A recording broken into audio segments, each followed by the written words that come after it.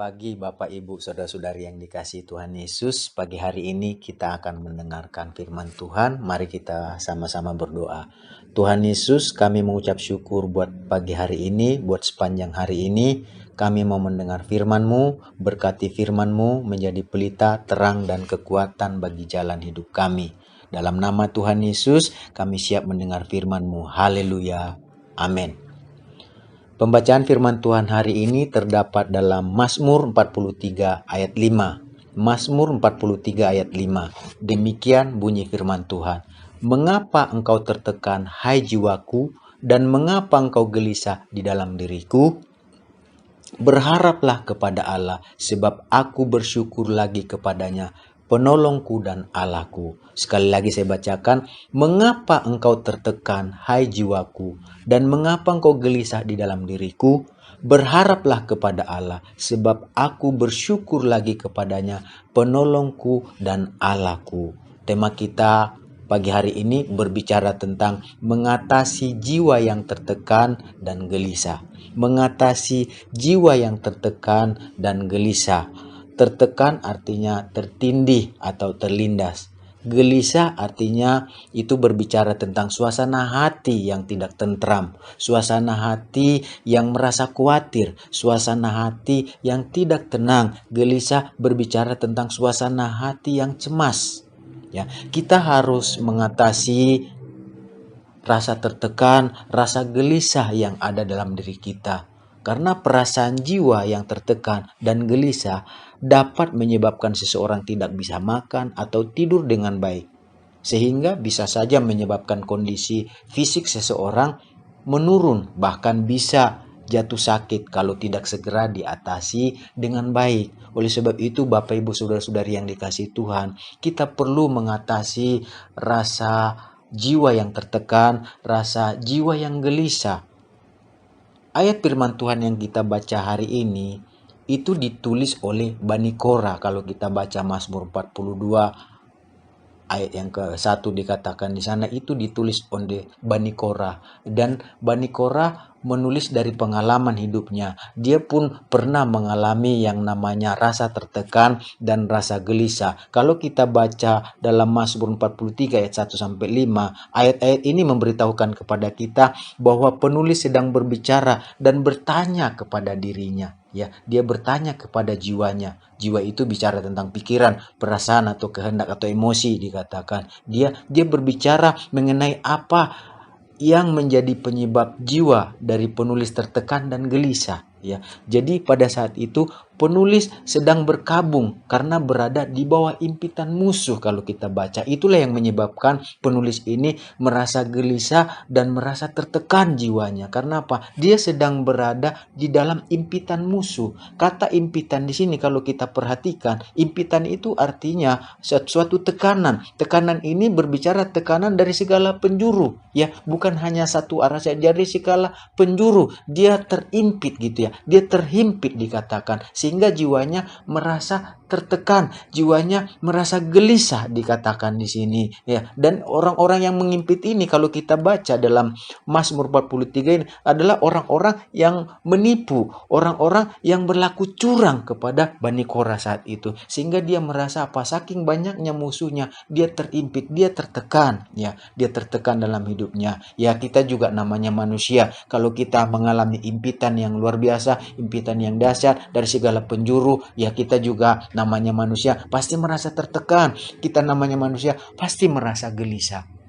Saya tidak tahu apa yang membuat kita belakangan ini gelisah, apa yang membuat kita merasa tertekan belakangan ini. Apalagi kalau kita lihat kan belakangan ini berbicara tentang virus corona, COVID-19 ini, ya semua orang mengalami ya mungkin ada banyak dampaknya, bisa bagi keluarga kita, bagi rumah tangga kita, bagi usaha kita, bagi pekerjaan kita, bagi sekolah kita. Semua orang mengalami dampak ya yang menyebabkan kita bisa saja dalam keadaan tertekan atau dalam keadaan gelisah. Namun Bapak Ibu Saudara-saudari yang dikasihi Tuhan, dalam kegelisahan kita, dalam rasa tertekan kita, mari kita belajar untuk mengatasinya. Mari kita belajar untuk mengelolanya. Bagaimana caranya? Ya, dari penulis ayat yang kita baca tadi, itu dari Bani Korah, kita dapat belajar bagaimana cara dia mengatasi rasa tertekan dalam dirinya, mengatasi rasa gelisah dalam dirinya, dan dari pengalaman hidupnya dia ajarkan kepada kita bagaimana sih caranya untuk mengatasinya. Dikatakan di sini kalau kita baca di Alkitab tadi, Mazmur 43 ayat 5 dikatakan caranya, dikatakan di sini dengan berharap kepada Allah. Mazmur 43 ayat 5. Mengapa engkau tertekan hai jiwaku, dan mengapa engkau gelisah dalam diriku? Berharaplah kepada Allah.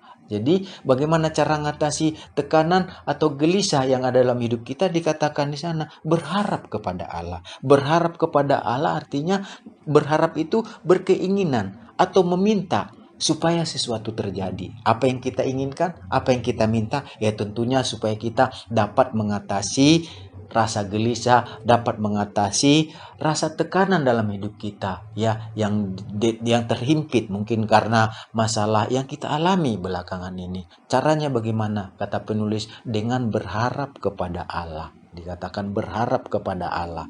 Lalu mengapa sih saya, Bapak Ibu, saudara-saudari yang dikasihi Tuhan, dimanapun kita berada saat ini yang dengar firman Tuhan ini, mengapa sih kita berharap kepada Allah waktu kita tertekan, waktu kita gelisah? Karena dikatakan waktu kita berharap kepada Allah, kita percaya bahwa Allah sanggup dan mau menolong kita. Saya dan Bapak Ibu yang dikasihi Tuhan, saudara-saudara yang dikasihi, mengapa kita berharap kepada Tuhan ketika gelisah dan tertekan? Dikatakan karena kita percaya bahwa Allah sanggup. Bukan hanya sanggup, dia juga mau menolong kita. Kalau kita memiliki tekanan, kalau kita memiliki persoalan yang membuat kita gelisah, tentu kita ingin keluar dari tertekan ini, dari rasa gelisah ini. Caranya bagaimana? Ya kita minta pertolongan. Ya, tentunya kalau ada banyak orang berpikir begini, waduh, mungkin orang itu bisa tolong saya. Mungkin secara pikiran kita, dia bisa tolong kita. Tapi pertanyaannya, dia mau nggak tolong kita? Dan ingat, manusia tidak selamanya bisa tolong kita. Dan belum tentu dia mau tolong kita. Tetapi Tuhan, kita berharap kepada dia. Dia bukan hanya sanggup menolong kita, dia pun mau menolong kita. Dia sanggup dan mau menolong kita. Oleh sebab itu, berharaplah kepada Tuhan. Ya, kenapa berharap kepada Tuhan? Ingat yang pertama, karena kita percaya bahwa Allah sanggup dan mau menolong kita. Dan yang kedua, mengapa kita berharap kepada Tuhan dalam kegelisahan, dalam tekanan hidup kita? Yang kedua, karena kita percaya bahwa Allah akan menepati janjinya. Allah akan menepati janjinya. Kalau dia bilang dia tolong kita, dia pasti tolong kita. Kalau dia bilang dia mampu, dia pasti mampu. Dikatakan sebagai contoh dalam Roma pasal 4 ayat 18 sampai 21. Roma pasal 4 ayat 18 sampai 21. Demikian bunyi firman Tuhan. Sebab sekalipun tidak ada dasar untuk berharap, namun Abraham berharap juga dan percaya bahwa ia akan menjadi bapa banyak bangsa menurut yang telah difirmankan. Demikianlah banyaknya nanti keturunanmu. Imannya tidak menjadi lemah walaupun ia mengetahui bahwa tubuhnya sudah sangat lemah karena usianya telah kira-kira 100 tahun dan bahwa rahim Sarah telah tertutup. Tetapi terhadap janji Allah, ia tidak bimbang karena ketidakpercayaan. Malah ia diperkuat dalam imannya dan ia memuliakan Allah dengan penuh keyakinan bahwa Allah berkuasa untuk melaksanakan apa yang telah dijanjikannya. Kalau kita perhatikan, dalam kehidupan Abraham tidak ada dasarnya dia untuk berharap bagaimana bisa memperoleh keturunan. Tuhan katakan kan dia akan dari keturunannya bangsa-bangsa akan diberkati. Keturunannya akan seperti bintang di langit, seperti pasir di pantai dikatakan. Ya, tetapi kalau kita perhatikan, mana mungkin kan dikatakan di sini Abraham sendiri katakan dia kan sudah tua, umurnya sudah 100 tahun dikatakan di sana. Bahkan dikatakan istrinya, rahimnya yaitu Sarah dikatakan telah tertutup. Jadi nggak mungkin lagi bisa memiliki anak dan nggak ada dasar untuk memiliki keturunan. Tetapi dia katakan, Abraham katakan, sekalipun tidak ada dasar untuk tidak berharap, dia tetap berharap kepada Tuhan. Kenapa? Karena saya yakin dan tahu sesuai dengan firman-Nya tadi, dia tahu kalau Tuhan ngomong, dia pasti berkuasa untuk melakukannya. Artinya sebenarnya bagi Abraham itu mustahil, itu tidak mungkin. Dia sudah tua, istrinya sudah, kalau istilah sekarang udah mandul, nggak bisa punya anak. Tetapi dikatakan sekalipun itu mustahil, itu tidak mungkin, tidak ada pengharapan. Tetapi dia katakan imannya tetap kuat kepada janji Tuhan. Imannya, hidupnya tetap diarahkan kepada janjinya Tuhan. Oleh sebab itu dikatakan di dalam ayat 21 tadi, Roma 4 dikatakan, dengan penuh keyakinan bahwa Allah berkuasa untuk melaksanakan apa yang telah dijanjikannya. Jadi Bapak Ibu Saudara-saudari yang dikasihi Tuhan Yesus, dimanapun kita berada yang dengarkan firman Tuhan hari ini, apapun yang membuat kita gelisah, apapun yang membuat kita tertekan, dikatakan oleh penulis tadi, berharap kepada Tuhan.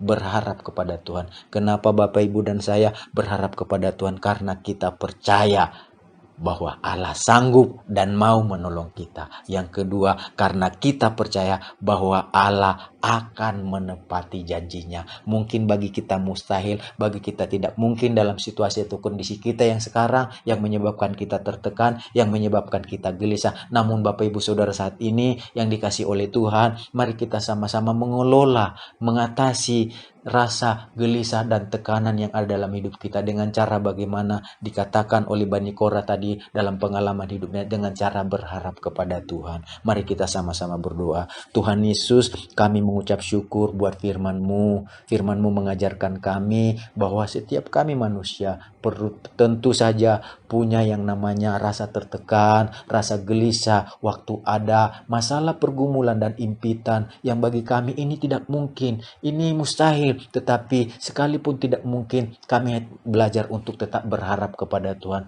karena Tuhan sanggup dan mau menolong kami, karena kami tahu Tuhan pasti menepati janjinya. Tuhan Yesus, terima kasih buat firman-Mu. Biarlah firman-Mu kami lakukan dalam hidup kami. Sebelum kami tutup renungan firman Tuhan, kami terus berdoa buat bangsa kami, Indonesia kami yang kami kasih ini. Biarlah Engkau memberkati presiden, wakil presiden, semua pemimpin yang memimpin bangsa kami ini, negara kami ini, bersama-sama dengan haleluya, para dokter, baik itu para medis, tim yang ada untuk mematahkan, memutuskan mata rantai virus corona ini. Tuhan, beri mereka iman, beri mereka kekuatan. Biarlah pemerintah dan rakyat bekerja sama Tuhan untuk memutuskan, mematahkan virus corona ini Tuhan. Hamba berdoa saat ini buat umat Tuhan, buat anak Tuhan dimanapun berada. Berkati umat-Mu, berkati anak-anak-Mu Tuhan Yesus. Dan secara khusus kami berdoa buat penggembalaan dari Bapak Pendeta Li Amin. Kami berdoa, kami mendukung penggembalaannya Tuhan Yesus, dan kami berdoa buat jemaat-Mu yang ada di JSS. Berkati mereka dalam rumah tangga, dalam keluarga, dalam usaha pekerjaan, dalam aktivitas kegiatan mereka Tuhan Yesus, dalam sekolah, dalam studi, baik itu dengan kekuatan dan kesehatan yang daripada Engkau memberkati umat-Mu Tuhan Yesus. Kami percaya Tuhan akan selalu menyertai, melindungi, menjaga, memberkati dalam nama Tuhan Yesus.